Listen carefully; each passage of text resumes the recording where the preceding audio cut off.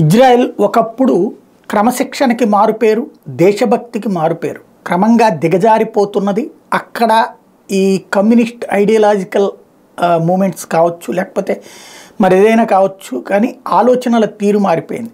ఓ పక్కన అక్కడ ఉన్నటువంటి సుప్రీంకోర్టు ప్రభుత్వానికి వ్యతిరేక తీర్పులు ఒక ఎత్తు అయితే, మరొక వైపున గాజాలో ఉన్నటువంటి హమాస్ తీవ్రవాదులకు అనుకూల వాళ్ళు కొంతమంది పుట్టుకొచ్చి వాళ్ళందరూ మొన్న ఒత్తిడి చేయడం వలన అక్కడ ఉన్నటువంటి వాళ్ళకి ఇజ్రాయెల్లో పనిచేసే అవకాశం కల్పిస్తే వాళ్ళు హమాస్ తీవ్రవాదులతో కలిసి కుట్ర పన్ని ఇజ్రాయెల్ మీద దాడులు చేయడానికి సహకరించారు అన్నటువంటి విషయం బయటపడింది. ఇప్పుడు అదే కాకుండా సొంత సైన్యంలో ఉన్నటువంటి కొంతమంది మాజీ అధికారులు ప్రభుత్వం ఓడిపోతోంది, పడిపోతోంది, దిగిపోతోంది అంటూ చిత్ర విచిత్రమైనటువంటి ప్రచారం. ఒక్క భారతదేశానికి పరిమితమైనటువంటి అంశం అనుకున్నది ఇప్పుడు ఇజ్రాయెల్కి కూడా పట్టి పీడిస్తున్నటువంటి శాపం.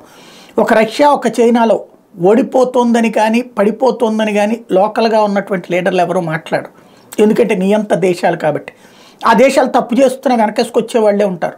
అదే మిగతా వాళ్ళకి నీతులు చెప్తారు ఆయా దేశాల భావజాలికులైనటువంటి వాళ్ళు. దాని పర్యవసానం ఇప్పుడు ఇజ్రాయెల్ తలనొప్పి ఎక్కువైపోయింది. బయట తలనొప్పి కంటే లోపల తలనొప్పి బాగా ఎక్కువైపోయింది. ఇజ్రాయెల్ ఒక పక్కన విజయం సాధిస్తోంది.